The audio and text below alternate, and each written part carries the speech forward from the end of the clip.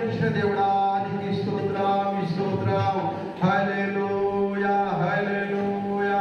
అందరూ కూడా ప్రార్థన వినిపించండి. అందరూ కూడా ఆకాశంలోని భూమిని సమలోకాన్ని సర్వశక్తికర్త ప్రభు భూమి మీదుగా ఎన్నో దురాత్మల చేత అపవాది చేత శోధించబడి తండ్రి లోకములో మందమలేక శ్రమ పడుతుంటే తండ్రి నీ దయగల కరుణను దయగలని కృప ప్రభు చేసి నిన్నే నమ్మే కృప దయచేయమని యేసు నామములో అడుగుతున్నాను తండ్రి. ఆమేన్. పరిశుద్ధ గ్రంథములో నుండి మత్తయి సువార్త 14వ అధ్యాయము 13 వచనానికి ఒక మాట చదువుకుందాం. మత్తయి సువార్త 14వ అధ్యాయము 13వ వచనాన్ని మనము చదువుకుందాం. యేసు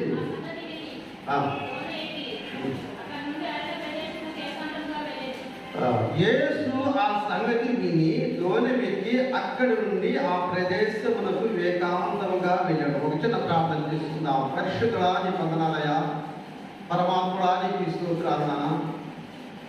మరి ఆ జనాంగమును చూసినప్పుడు తల్లి, అయా తల్లి ఆ లోనే వెక్కినప్పుడు తల్లి ఆ అరణ్య ప్రదేశమునకు ఏకాంతంగా వెళ్ళినట్టుగా నీ వాక్యం చూసాము.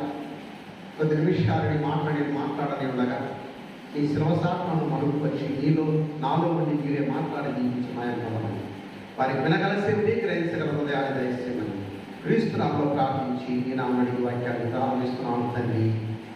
ఆమేన్.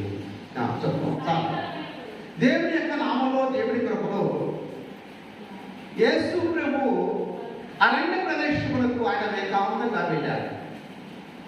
మరి ఊరు ఉంది, గ్రామం ఉన్నది.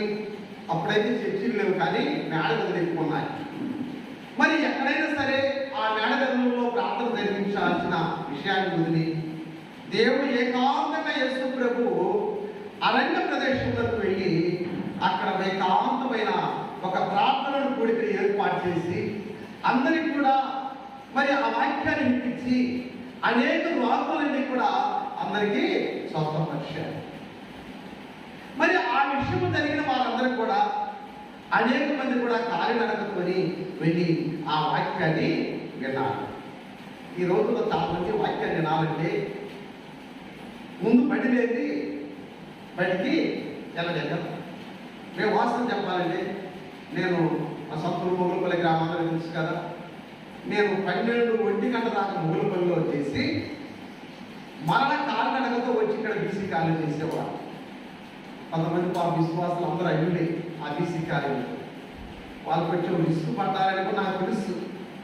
ఎందుకంటే మళ్ళీ 1 గంట కాలం వచ్చినప్పుడు నేను వచ్చింది మళ్ళీ ఒక గంట సేపు మళ్ళీ వాక్యం చెప్పేసరికి వాళ్ళకు టైం 2 అయిపోతుంది. ఒక్కొక్కసారి అయితే ఆ వాక్యంలో పడి 2:30 కూడా 5:03 అవుతుంది. వాళ్ళ మాటలు కూడా తెలిసి నేనైతే చింపులో ముగించేవాడు. ఏకాంతం కాలినడక వాక్యమునకు మనకు బండే ఉండాలి, ఆటోలే ఉండాలి, మనకు వాహనాలే ఉండాలని అవసరం లేదు. కానీ నిజంగా దేవుడి యొక్క మాటలను వినాలంటే, నీలో ఉన్న రోగాన్ని బాగు చేసుకోవాలంటే, నీలో ఉన్న పాపాన్ని స్వస్థపరచుకోవాలంటే నీవు ఏకాంతంగానైనా సరే, నువ్వు ఎక్కడికైనా సరే దేవుని యొద్దకు కాలినడకన నడిచిపోయే వారిగా ఉండాలి. ఇప్పుడు ఎక్కడ వెళ్ళారా నీళ్ళు? ఎక్కడంట కాలినడకన ఆయనంట వెళ్ళి కాలినడకను వెళ్ళింది. ఏ కాలినడకను నువ్వు ఎంత నడుస్తున్నావో, ఎంత కష్టపడుతున్నావో దేవుడికి బాగా తెలుసు. దేవుడి యొక్క పని అంటే, దేవుడి యొక్క పరిసరం అంటే అందరికీ అర్థము కాదు. యేసు ప్రభు అంట ఎక్కడెక్కడ వాళ్ళందరూ కూడా వచ్చారు. ఏకాంతంగా ఆ మాటలు వింటున్నప్పుడు పొద్దుపోయింది, సాయంకాలం అయిపోయింది. వాళ్ళు ఎవరు పిలిచారో చూడాలేదో, మరి వాళ్ళందరూ కూడా అలాగే ఉన్నారు.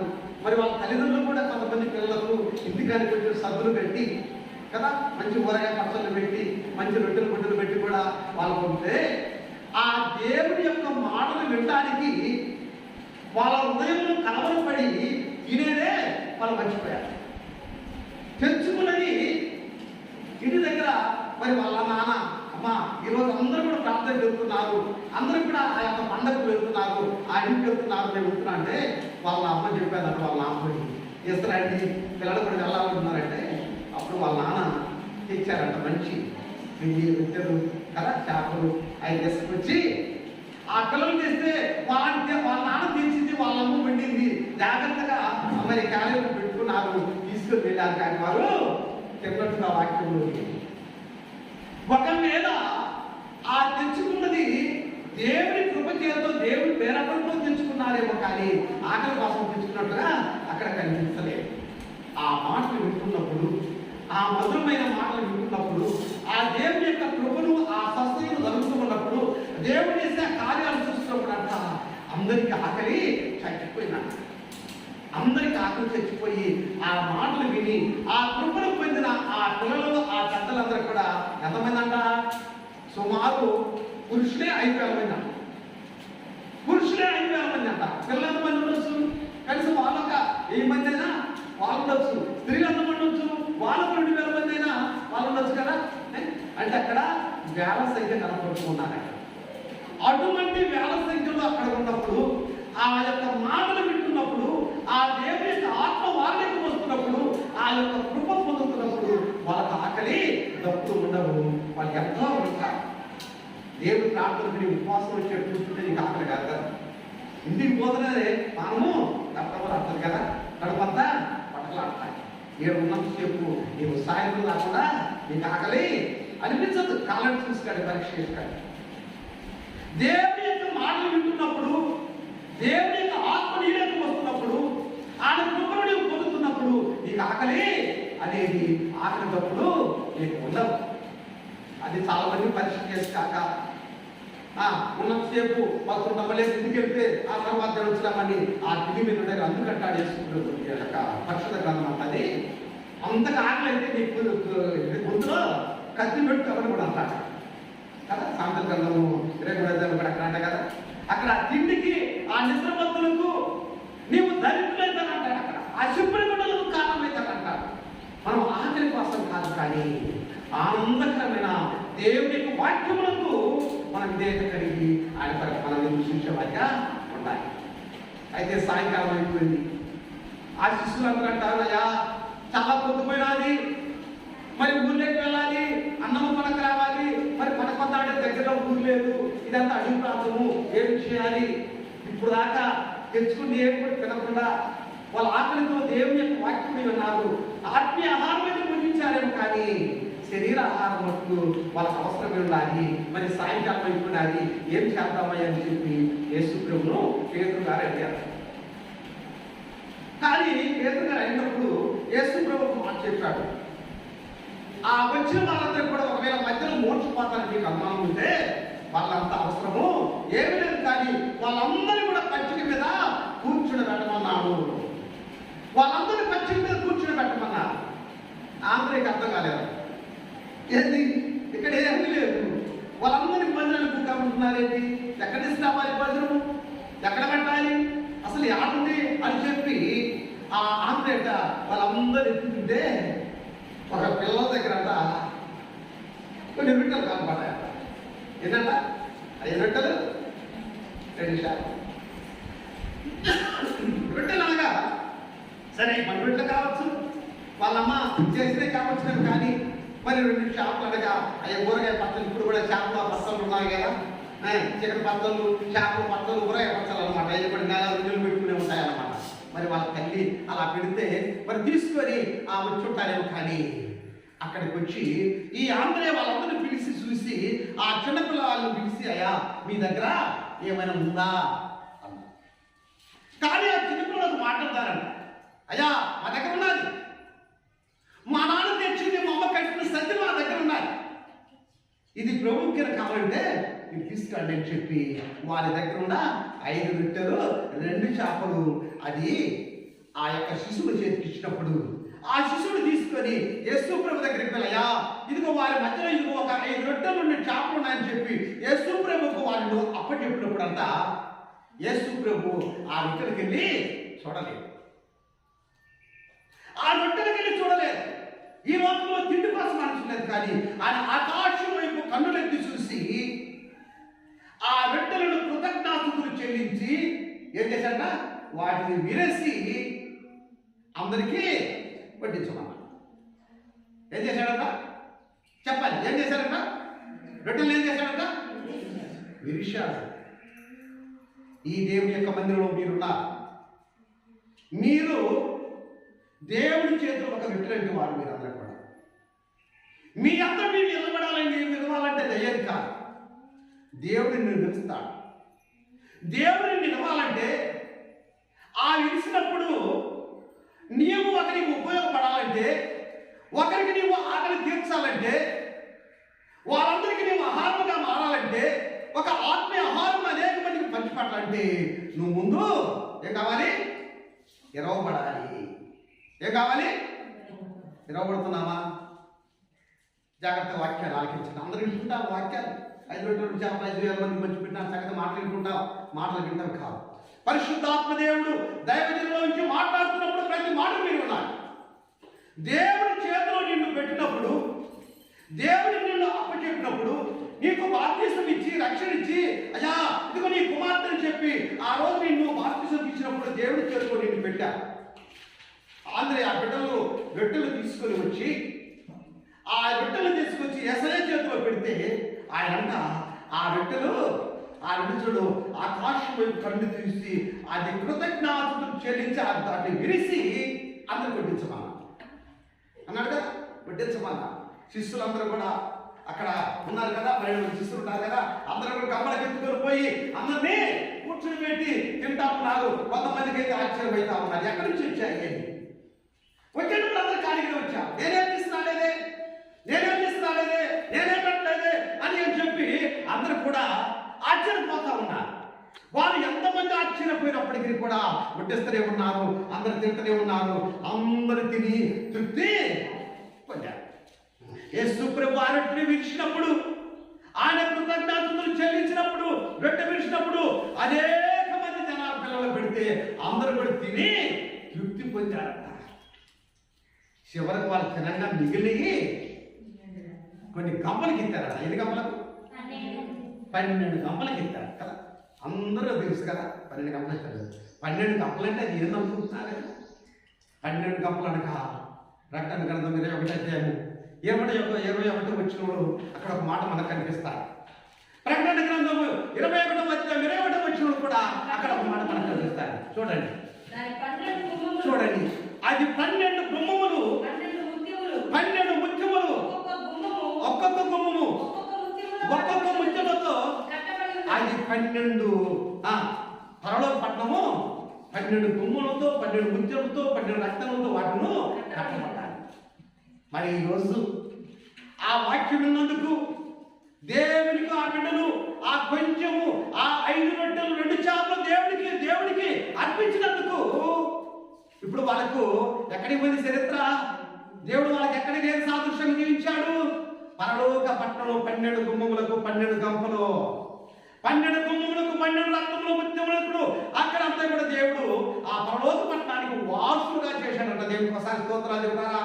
హల్లెలూయా. దేవుడికి మనం అందరం కూడా ఆయన చేతులు ఇవ్వబడితే నువ్వు 12 గంపలు అనగా 12 గోత్రాలకు 12 యొక్క పట్టణానికి నీవు సాదృశ్యంగా ఉంటావు.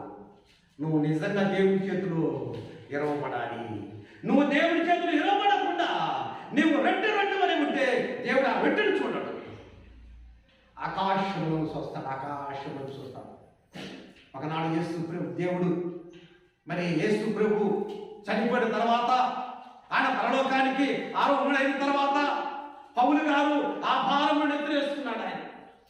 ఆ భారం ఎత్తువేసుకొని ఆయన ఎంతగానో సువార్త ప్రకటిస్తూ అనేక మందికి దేవుని యొక్క మాటలు చెబుతూ అక్కడ ఉంటే అందరూ కూడా ఏం చేశారట? ఆ రోమి వాళ్ళందరూ కలిసి ఆయన పట్టుకొని సరసాల్లో వేసి చాలా ఇబ్బంది పెట్టారు పౌలు గారు. సరే, వారిని అక్కడి నుంచి ఒకసారి పడవలో ఇంకొక గ్రామానికి తీసుకువెళ్తున్నారు. ఇప్పుడు ఇక్కడ పోలీస్ స్టేషన్ ఉంటుంది కదా, ఇక్కడ తీసుకెళ్ళినప్పుడు వీళ్ళేం చేస్తారు? ఇక్కడ నుంచి ఎఫ్ఐఆర్ రాసి మార్కాపురం కోర్టుకు ఇంకొక చోట తీసుకెళ్తారు. అలాగనే ఈ పౌలు గారిని ఇంకా కొంతమంది ఖైదీలను కూడా తీసుకొని వెళ్తున్నారు. చూద్దాం అపోస్తల కార్యం 27వ అధ్యాయాన్ని ఒకసారి మనం అందరం కూడా చూద్దాం. అపోస్తల కార్యం 27వ అధ్యాయాన్ని మనం చూసినట్లయితే అక్కడ ఒక వాక్యం చదువుకుందాం. ఫస్ట్ నుంచి చూద్దాం. మేము ఓడ ఎక్కి ఇటలీ వెళ్ళనని నిర్ణయమైనప్పుడు వారు పౌలులను కొంతమంది ఖైదీలను ఆ శతాధిపతి అయిన అప్పగించి అక్కడ అప్పగించినప్పుడు వారందరూ కూడా వాడ ఎక్కారు. అందరు ఎక్కారు, అందరూ అన్యులే. చాలా మంది అక్కడి నుంచి వచ్చి ఆ పడవలో వచ్చేది సరుకులన్నీ కూడా ఒక 2 నెలలకు 3 నెలల సరుకు తీసుకొని అవన్నీ కూడా ఆ వాడలో పెట్టుకొని ఆ చేసుకెళ్ళి మళ్ళీ అయిపోయిన తర్వాత మళ్ళీ వచ్చి టౌన్కి వచ్చి ఆ సరుకులు తీసుకొని వెళ్ళేవారు వారు. అయితే ఆ సరుకులు తీసుకొని వెళ్ళే ఆ వాడలో దైవజనులు కూడా ఎక్కారు, ఖైదీలు ఉన్నారు, అందరూ ఉన్నారు. చాలా మంది ఉన్నప్పుడు దైవజనులంతా ఆ యొక్క పడవలో కూర్చొని ఆ ప్రభువు ప్రార్థన చేసుకుంటూ ఆయన కృపతో అక్కడ ఉన్నప్పుడంట ఎవరి బాధ వాళ్ళేనంట, ఎవరి యొక్క ఆలోచన వాళ్ళే, ఎవరి యొక్క ఆలోచన వాళ్ళకు ఉన్నప్పుడు ఈయనంట ఆ పరిశుద్ధాత్మ దేవుని యొక్క నింపుబడిన వాడని ఒక మాట అంటాడంట, ఎలారా మీరు చాలా ఆనందంగా మాకు చూసుకో ఉన్నారు, కానీ దేవుడికి ఈ వాడ బద్దలైపోయి మీరు ఇప్పటి వరకు ఉన్నారు, మాకు సరుకులు ఉన్నాయి, ఓ మేము ఆరోగ్యంగా ఉన్నాము, మాకు అన్ని జరుగుతున్నాయి, మాకు బాగున్నదని చెప్పి ఒకవేళ నీవు ఆనందంతో ఒకవేళ పంచుకుంటున్నావేమో, కానీ కొద్ది నిమిషాల్లో ఏమి జరగబోతుంది ఎవరికి తెలియదు. కానీ నాకైతే నా ఆత్మసాక్షిగా నా దేవుడు నాకు ఒకటి తెలియపరుస్తూ ఉన్నాను. కొద్ది నిమిషాలకి వాడ బద్దలైపోబోతున్నది. ఈ సరుకులు దక్కవు, మన ప్రాణాలు కూడా దక్కవు. ఒక్కసారి మీరు నా మాటలు మీరు ఆలకించుకున్నారు. అందరూ నచ్చారు. వెనకేమో పిచ్చిపట్టిందా? హాయిగా పడవ వెళ్ళిపోతా ఉన్నది, పడవ అందరూ ఆనందంగా ఉన్నారు. మరి ఎక్కడికి వెళ్తున్నాము? మరి ఇలా ఉన్నప్పుడు ఎన్నెన్నో జరగబోతున్నా అని చెప్తున్నాడు. నియమైన దేవుడా అని చెప్పి అందరూ కూడా ఆయన ఎగతాళి చేశారు. ఆయన్ను ఎవరు కూడా నమ్మలేదు. ఆయన నమ్మకపోయినప్పటికీ కూడా ఆయన అంటాడు, ఇదిగో అయ్యలారా ఈ ప్రయాణంలో సరుకులను కాక మన ప్రాణములకు కూడా హానియు బహు నష్టము కలగబోతున్నాను. అయితే ఈ మాటలకు వారు ఎవరు కూడా నమ్మలేదు. నమ్మక వాళ్ళందరూ కూడా వాళ్ళ యొక్క లెక్కలో వాడుతున్నారు, కానీ దైవజనుడు వాళ్ళగా ఉరకాలేదు. అయితే వారు మాట్లాడుతూనే ఉన్నారు. ఈ పౌలు గారు ఈ మాట చెప్తూనే ఉన్నారు. ఈ దైవజనుడు మాట వాళ్ళు లెక్క చేయకుండా వాళ్ళు వెళ్తూనే ఉన్నారు. కొంత దూరం వెళ్ళేసరికి ఈ యొక్క పడవ ఏమైపోయిందంట, అక్కడ చూడండి, అక్కడ ఎదురు కొడతా ఉన్నాయి. ఆ ఎదురు కొట్టే గాలికి అర్థం కాలేదు. ఆ లంగలు అంటే ఇడుకిన గాలి వస్తే పెద్ద గుడ్డ కడతారట. ఆ గుడ్డకు బాగది పెట్టుకుని పోతా ఉంటారు. ఒక్కొక్కసారి మరి గాలికి ఎదురు వస్తున్నప్పుడు దాన్ని ఆ గుడ్డను ఆఫ్ చేసి మానం చేస్తారు. ఎన్ని కూడా ప్రయత్నాలు చేశారు. ఎన్ని ప్రయత్నాలు చేసినా దైవజనుడితో దేవుడు చెప్పిన మాటలు ఆయన ముందు చెప్పేశాడు, కానీ ఎవరు దాన్ని నమ్మలేదు. అయితే కొద్ది నిమిషాల కల్లా ఆ యొక్క గాలి, ఆ తుఫానుకును, ఆ యొక్క సముద్రంలో ఉన్న జరిగే విషయానికి ఆ వాడ ఏమైపోయిందంట, బద్దలైపోయినాయి. ఖైదీలతో దిగారు. ఎవడొస్తూ వాడితే నేను తప్పించుకోవాలి, నేను తప్పించుకోవాలి, నా ప్రాణాలు కాపాడుకోవాలి, నా ప్రాణాలు కాపాడుకోవాలని చెప్పి అందరూ దూరికి ఈదుకుంటూ అందరూ గురించి చెప్తా ఉన్నారు. అయితే ఆ యొక్క చెక్కల మీద తిరిగే కొంతమంది ఆ చెక్కల మీద తాకేవాళ్ళు, కొంతమంది ఈత కొట్టేవాళ్ళు, అందరూ కూడా ఒక్కొక్కరికి ఒక ధైర్యం వచ్చేసరికి అందరూ కూడా కొందరు ఒడ్డుకు చేరుకున్నారు. పౌలు గారు కూడా ఆయన కూడా ఒక చోటకు చేరుకున్నారు. అందరు చేరుకున్నాక ఇప్పటికే అక్కడికి 14 రోజులై ఆ వాడ ప్రయాణం చేయబట్టి అప్పటికే 14 రోజులు అయిపోయినాయి. వాళ్ళ దగ్గర ఆహారం ఏమీ లేదు. నడదామన్నా ఆ ఈదుకున్న వారు కాబట్టి కడుపు అంతా కూడా బాధ కలిగి నడవడానికి కూడా చాలా నీరసంగా ఉన్నారు. వాళ్ళకి శక్తి కూడా సాగలేదు. ఎక్కడ వారు అక్కడ ఈది వచ్చి ఆ ఒడ్డును పడిపోయారు అక్కడ కూడా. కానీ పౌలు గారు దైవజనుడు అంటాడంట, అయ్యలారా మీరందరూ కూడా ఎక్కడ వారు అక్కడ పడిపోయినారు, దయచేసి నా దగ్గర ఒక బిడ్డ ఉన్నది, ఆ బిడ్డను మీ అందరికీ కూడా పంచిపడతాను, దయచేసి మీరందరూ రండి అన్నారు. వీళ్ళందరూ కూడా ఏం అర్థం కాక వాళ్ళందరూ కూడా ఆ కొడుకులకు ఆ వాడ యొక్క అలలకు వాళ్ళు అలసిపోయిన వారు కాబట్టి అక్కడ ఉండేసరికి అందులోనే ఒక చిన్న వర్షం వచ్చేసింది. వర్షం వచ్చేసి వారి మీద కురవగా వాళ్ళందరూ కూడా చలికి ముద్ద కట్టకపోయినారు. వయసులా ఎవరికి వాళ్ళు బిగిసిపోయారంట ఆ మనసు కట్టలు. పౌలు గారు ఆయనకంత బాధ ఏం లేదు, కానీ ఎవరినైనా ప్రాణమే కదా, వారందరూ కూడా దేవుడి బిడ్డలనే రక్షించాలని మనకేం లేదు. దేవుడు చర్చకొచ్చిన వాళ్ళకే మనం సాయం చేయాలని మనకేం లేదు. ఎవరైనా సరే మీ చేతనైనంత వరకు ఒకరికి పని ఉపయోగపడేవారిగా ఉండాలి, ఒకరికి సహాయం చేసేవారిగా ఉండాలి, దేవుడికి పరిచయం చేసేవారు ఉండాలి. కానీ అంత పౌరు భక్తుడు, అంత దైవశాఖుడైనప్పటికీ, దేవుడితో ప్రేరించబడిన వాడై ఉండి దేవుడితో మాట్లాడేవాడై ఉన్నప్పటికీ కూడా ఆయన లేచి ఒక్కొక్కరిని పరిశీలన చేయడానికి ఆయన ఉన్నాడు. ఉండి అక్కడ ఏం జరిగిందంటే వాళ్ళందరి యొక్క శరీరం అంతా కూడా మరి బిగుసుకుపోయి ఆ చలికి చాలా ఇబ్బందులు ఉన్నప్పుడు ఆయన వెళ్ళి అక్కడ వెళ్ళి ఒక కప్పు తుక్కున్నారు. ఈ కప్పు ఉంటే ఆ కప్పు దగ్గరికి పోయి ఆ కట్టెలన్నీ కూడా ఆయన వాటేసుకొని, పౌలు గారిని వాటేసుకొని ఉదాహరణ పెట్టుకుని వచ్చి అక్కడ పెట్టి చలిమంట వేశారు. అందరూ ఇచ్చారయ్యా, వచ్చి చలిమంట దగ్గర కూర్చోండి, మీరందరూ చలి కాకండి, మీ యొక్క శరీరాన్ని కూడా బిగుసిపోయిన కూడా సముద్రం రమ్మని చెప్పి ఒక్కొక్కరిని నేర్పుకొని వచ్చి అక్కడ వారిని కూర్చోబెడుతున్నారు. ఆ మంట ఎప్పుడైతే వేసాడో ఆ మంటలో ఉన్నప్పుడంట దాంట్లో ఒక సర్పం ఉండాలి. ఏమన్నదంట? ఒక పాము ఉంది. ఆ సర్పం అక్కడ ఉండి ఆ సర్పం చేసిందంటే ఆ యొక్క శకదప్పుకు బయటకు వచ్చేసి బాబు గారిని ఆ దేవుడిని పట్టుకున్నాడు. జ్వాట పట్టుకునేసరికి ఆయన చేతులు ఆపుకునేసరికి అది కనబడ్డాడు. చూశారు అక్కడ వాళ్ళందరూ ఆశ్చర్యపోయారు. అయ్యో ఇంకా ఏముంది, ఆయన ఇప్పుడు దాకా మనం చచ్చిపోతాము, మనం బాధపడుతున్నాము, పదవి తగ్గి చెప్పుడు, కానీ చివరికి ఏదే చచ్చిపోతున్నాడు. చివరికి ఏం చేద్దాం, ఈ పాము ఈ సర్పం అనే దాన్ని ఇప్పుడు కాటేసినది, ఇంకా కొద్దిసేపటికి ఈయన చచ్చిపోతాడు కదా అని చెప్పి అలాంట ఈ చలి ఎట్ట పోయిందో, ఆకలి ఎట్ట పోయిందో ఆయన ఇప్పుడు అక్కడ చూడండి ఒక్కొక్కరు ముందు దానికి చూస్తున్నారు కదా. అయ్యో పాపం ఇలా జరిగింది కదా అని కాదు, కానీ ఆయన ఇంకొకరికి చచ్చిపోతాడా, ఇంకా కొద్దిసేపు చచ్చిపోతాడని చెప్పి అందరూ కూడా ఆయన వైపే చూస్తా ఉన్నారు. కానీ ఆయనంట వారి సూపుల కోసము, వాళ్ళ శాపముల కోసము, వాళ్ళ మాటల కోసం లక్ష్య పెట్టలేదు, కానీ ఆ సర్పములు తీసి లాగి దాని మఠంలో వేసి కాలేశాడు. ఆయన పరిశుద్ధాత్మ దేవుడితో ప్రార్థనతోనే ఉన్నారు. అక్కడ ఆ బోర్డు మాట్లాడుతుంటే ఆ బోర్డు చేసినప్పుడు ఒక పాము ఆ గద్దెలు వచ్చి బయటకు వచ్చి తలాడు పెట్టుకుని ఉన్నాయి. అలా పెట్టుకొని ఉంటే ఆ ముద్దుని ఈ పాటలతో ఫోన్ మాట్లాడతా అది పుట్టుకోదు కదా అని చెప్పి ఆ కాలుతో ఇంటి ముందే ఆ కాలుతో కట్టాలి అనేసరికి ఆ పాముకి అది ఏ ఎలకనుకుందో తొండనుకుందో కానీ తక్కువ మధ్యలో కొట్టుకున్నాడు. అది ఆ కాలుకి రాకునేసరికి పామంతో బయటకు వచ్చేసి పడిపోయేసరికి ఆ కాళ్ళలో తీర్చింది అడగై పడడానికి ఉన్నారు. ఇప్పుడు కూడా ఉన్న గ్యాస్ హాస్పిటల్ కాడ సాక్షి తీసుకున్నాను. అర్థం చేశారు, దేవుడు నన్ను బాగా చూశాడు, నేను ఎక్కడికి కూడా వెళ్ళలేదయ్యా అన్నాడు. నేను చాలా సంతోషపడ్డాను. ఎందుకంటే నేను దేవుడి యొక్క కృప, దేవుడి యొక్క మహిమ, దేవుడి యొక్క గొప్పదనం సాధించాను, దేవుడి యొక్క ప్రేమను సాధించాను.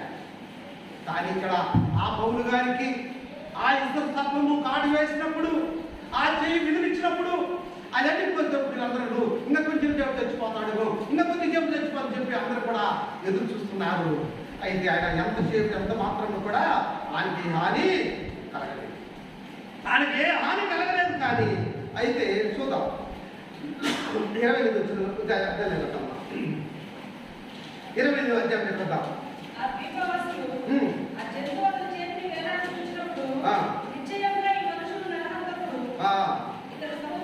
ఎప్పుడైతే దేవుడి యొక్క శాపుడు కాబట్టి ఎంతమంది ఉన్నారు ఆ పడవలో కూడా? 276 మంది ఉన్నారు. ఎంతమంది అంట? 276 మంది ఆ యొక్క ప్రయాణికులు ఉన్నది కూడా అక్కడ.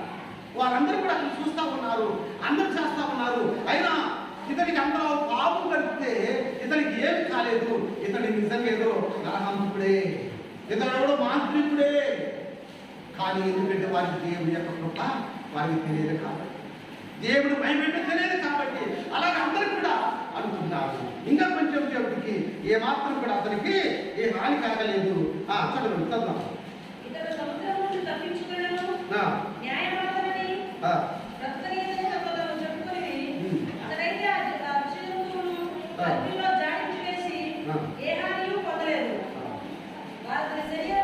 అయితే వారు అతని శరీరము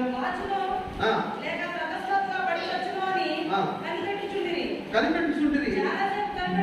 చాలాసేపు కనిపెట్టుండిన తర్వాత అతనికి ఏ హాని కలగలేదు. చూసి మా అభిప్రాయం మాని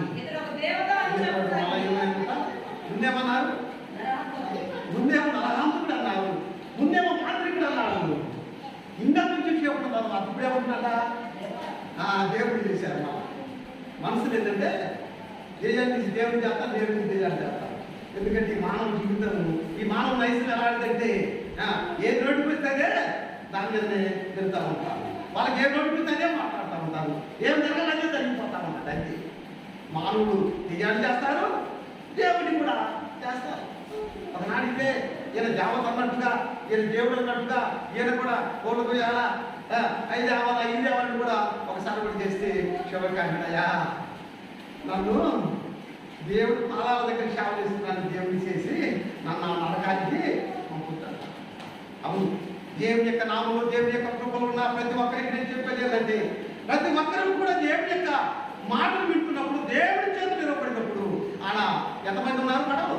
ఎంతమంది అంటామా? 276 మంది. తర్వాత చదువుతారు 276 మంది. వాళ్ళందరినీ కూడా ఆకలికి ఇచ్చాడంట ఈ యొక్క పౌలు గారు. ఎన్ని రొట్టెలు ఉన్నాయి ఆయన దగ్గర? ఒక్క రొట్టె కదా. ఒక్క రొట్టెనే పట్టుకొని ఆయన అంట ఆ రొట్టె కలిసి కానీ ఆయన కృతజ్ఞతలు చెల్లించి ఆయన విరసి ఆ 276 మందికి పెట్టాడు. వాళ్ళ కింద వాళ్ళందరూ కూడా సాక్ష్యం, ఈయన నిజంగా దేవుడు అనుకున్నా, ఈయన దేవత అనుకున్నా, ఇలాంటివి కూడా అనుకున్నా. కాబట్టి నువ్వు నేను ఈ మధ్యాహ్న కాల సమయంలో నేను చెప్పేది మీకు ఏంటంటే, ఎవరైనా సరే దేవుడి చేతిలో రొట్టెవలే విరవబడాలి. రొట్టెవలే పడకుండా నువ్వు రొట్టెగా నేను రొట్టెను కదా అని నువ్వు అనుకున్నావేమో. నువ్వు అలా ఉంటే అందరికీ నువ్వు పనికి రావు, దేవుడికి అసలు పనికి రావు. విరవబడినప్పుడు ఒక్క రొట్టెను పట్టుకుని ఎంతమంది తిన్నారు? ఒక్క రొట్టె ఎంతమంది తిన్నారు? 276 మంది తిన్నారంట. ఒక్క రొట్టె దేవుడు. యేసు ప్రభు ఒక్క 5 రొట్టెలను విరిస్తే 5,000 మంది కాదు, 5,000 మంది పురుషులనే ఉన్నారు అక్కడ. పిల్లలు స్త్రీలు కాక 5,000 మంది కూడా అక్కడ కనిపిస్తున్నారు. కాబట్టి ఈ మధ్యాహ్న కాల సమయంలో ఎవరిమైనా సరే దేవుడిని నమ్ముకున్నామా, దేవుడు బాప్తిసం పొందామా, దేవుడి కృపలో నడుస్తున్నామా, ఏంటి నీ లక్ష్యం? నిజంగా నేను దేవుడి చేతిలో తెరవబడ్డాను, దేవుడి బిడ్డగా ఉన్నాను, నేను ప్రార్థన చేస్తే ఒక భాగం బాగవుతున్నది, నేను ప్రార్థన చేస్తే నా కుటుంబం ఈరోజు అభివృద్ధిలోకి వచ్చినది, నా కుటుంబం నేను బాగుపడ్డాను, నా కుటుంబం దేవుడి వల్ల నేను విస్తరించబడ్డానని మరి ఎంతమందికి మీ మనస్సాక్షిలో ఉండాలి? నేనైతే ఒక 2 పిల్లలు 3 ఉన్న పిల్లలందరినీ కూడా చిన్న పిల్లలు నలుగురు తీసుకొని ఇక్కడికి వచ్చాను. ఈరోజు ఒక 10 మందిని దేవుడు నన్ను చేశాడు, 10 మంది కుటుంబం నాకు చేశాడు. ఎందుకంటే నా లక్ష్యం, నా దేవుడు నన్ను ఇలా చేశాడని నేను ఎక్కడైనా చెప్పగలుగుతాను. మాకు తినడానికి ఉండడానికి అన్నిటికీ ఇచ్చాడు. అంతే కారణం ఏంటి తెలుసా? ఆ నీవు విరవబడి ఆయన కృపలో సాగిపోతున్నాను కాబట్టి దేవుడు నాకు సహాయము దేవుడు అనుగ్రహించాడు. నిజంగా నేను సహాయపడాలంటా, దేవుడు నీతో రావాలని ఉంటా, దేవుడు ఇంట్లో ఉండాలంటా. నువ్వు అలా ఉంటే నువ్వు ఐఎస్ఐ చేతులు నువ్వు విరవబడాలి, నువ్వు విరవబడాలి. నువ్వు విరవబడకుండా మనమేమి అని అంటాడు కదా కీర్తన గ్రంథం కూడా, విరిగినడిగిన హృదయము నాకెంతో ఇష్టమైందంట, నాకెంతో ఇష్టమైందంట. కాబట్టి మధ్యాహ్న కాల సమయంలో మనం అందరం కూడా ఈ వాక్యం విన్నాము. నేను నిజంగా విరవబడుతున్నాను అనేదని చెప్పి దేవుడికి నీవు విరవబడితే ఏం కావాలి చెప్పాలి. వినబడుతుంది విరవబడితే ఎంతమందికి వస్తావు? ఎవరికైనా ఆహారంగా అవుతావా? కావా? నువ్వు విరవబడినప్పుడే అనేక మందికి ఆహారం ఇస్తావు. దేవుడి చేతులు వివరపడితే నువ్వు అనేక మందికి ఉపయోగపడతావు. దేవుడి పరిసరకు ఉపయోగపడతావు. దేవుడి పనికి ఉపయోగపడతావు. రేపు పరలోక పట్టణంలో 12 బొమ్మలు 12 రక్తుల వృక్షంలో నీవు అక్కడ ఉంటావు. 12 మంది శిశువులు 12 గంపలు ఎత్తి తీసుకుపోయి వాళ్ళు ఇచ్చినందుకు 5 వచ్చినందుకు 12 గంపలు తీసుకుపోయి వారికి ఇచ్చాడు. తర్వాత పరలోక రాజ్యానికి సాదృశ్యంగా మీరందరికీ చూపించాడు. మీరు ఎవరైనా సరే ఈ 12 పట్టణాలకు పెరిగిన ఈ పరలోక పట్టణం లాంటి నీ ఒకరికి ఇచ్చేవాదిగా వాక్యం ఉంది కదా, పుస్తకాలలో ఇచ్చుకునే కంటే ఇచ్చుదా మీరే. దేవుడికి మరి నాకు ఇవ్వాల్సిన అవసరం లేదు. ఈ లోకానికి ఒకవేళ అనుకుంటాను, కానీ నీవు దేవుడికి ఏమి ఇస్తున్నావా, ఏమి చేస్తున్నావు సంగతి మీరు అందరూ కూడా మర్చిపోతున్నాను. మనం కదా మాటలు దొరికిన వందనాలు ఈ వాక్యాన్ని అందరితో చాలా తీసుకున్నాను. దేవుడి మాటలు ఈ తీసుకురాక ఆమేన్. పరిశుద్ధాత్మ దేవుడి మనందరూ కూడా పని ఎన్న వాక్యాన్ని మీరు ఒకసారి మీరు హృదయంలో భద్రం చేసుకున్నట్టు మాట నెమరు వేస్తాడు. ఈ మాటలు మీరు నెమరు వేయండి. ఒకసారి ఈ మాటలు నెమరు వేయండి. నేను నా ప్రభువును నమ్ముకున్నాను. నా యేసయ్య చేతిలో నేను రొట్టె ఉన్నాను. ఆయన నిజంగా నన్ను విడిచాడా లేదా? నిజంగా ఆయన నన్నుగా విడిచినట్టయితే నేను అనేక మంది ఆకలి తీరుస్తాను. అనేక మంది ఆకలి తీర్చే వారికి ఆకలి ఉంటాను. కాబట్టి యేసయ్యా నీవు నేను అందరికీ ఉపయోగపడాలన్నా, అందరూ ఆకలి తీర్చేవారిగా, అందరికీ ఆత్మీయాహారంగా తీర్చేవారిగా నువ్వు నాకు కావాలయ్యా. ప్రార్థన చేయండి. హల్లెలూయా. కృపగల దేవా నీకు స్తోత్ర సర్వే ఉన్నా నేను అయ్యా నీ చేతులు నేను లేనన్న సంగతి నాకు నీ కృపను బట్టి ప్రార్థిస్తున్నాను తండ్రి. దైవజనుడు తండ్రి వారికి ఆహారం తండ్రి కృతజ్ఞతలు చెల్లించి అనేక మందికి అయా పంచిపెట్టాడు నాన్న. వాళ్ళని తీర్చినాడు నాన్న. నీకు వందనాలు తండ్రి. సాతానుడి సర్వము తండ్రి ముట్టినప్పటికీ కూడా తండ్రి ఏ హాని కలగకుండా తండ్రి అయా నీ మైపెట్టు లోకానికి తెలియపరిచినాడు దేవా. నీకు వందనాలు తండ్రి. నీ అలాంటి గొప్ప దేవుడు కనుక, అలాంటి నువ్వు మహిమల స్వరూపుడు కనుక, ప్రేమ కలిగిన తండ్రి కనుక తండ్రి నీ ప్రేమ చొప్పున తండ్రి మేము జీవించడానికి నీ కృపని నాన్న. మాలో తెలిసి తెలియని తప్పులు ఉంటాయి నాన్న. మాలో తెలిసి తెలియని రోగాలు ఉంటాయి నాన్న. ఆ పాపమైన రోగాలను తీసివేసుకొని నీ పరిశుద్ధ ఆత్మశక్తిలో తండ్రి మేము అయా నీ కృపలో కొనసాగడానికి నీ సహాయమును నీ సహకారాన్ని మాకు అందించి జీవించి ఆదరించి అదైనా దేవుని ప్రేమయు మన రక్షకుడైన యేసుక్రీస్తు కృపయు పరిశుద్ధాత్మని సహాసనాలు చేరువచ్చిన ప్రతి బిడ్డకును రాలేక వెంబడిన వారికి ఈ సంఘములకు సాగితే సంఘములకు సకల పరిశుద్ధులకు యేసయ్య కృప ప్రేమ సన్నిధి సహాసము సదాకాలం కూడా నడిపించును గాక.